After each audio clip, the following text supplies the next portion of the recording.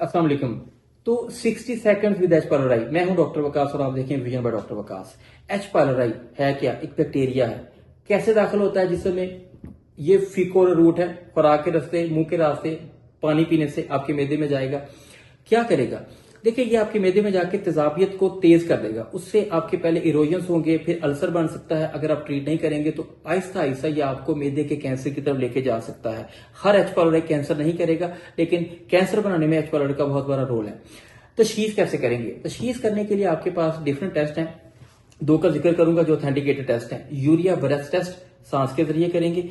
फिर पखाने में stool for H पायलोराई antigen है, ब्लड से भी किया जाता है, लेकिन उसकी सिग्निफिकेंस कोई नहीं, क्योंकि वो एक्टिव और नॉन एक्टिव इन्फेक्शन को शो नहीं करता। इसके बाद जब भी आपने टेस्ट कराने हैं, आपने 2 से 4 हफ्ते तमाम एंटीबायोटिक्स और पीपीआई बंद करने हैं। इलाज कैसे करेंगे?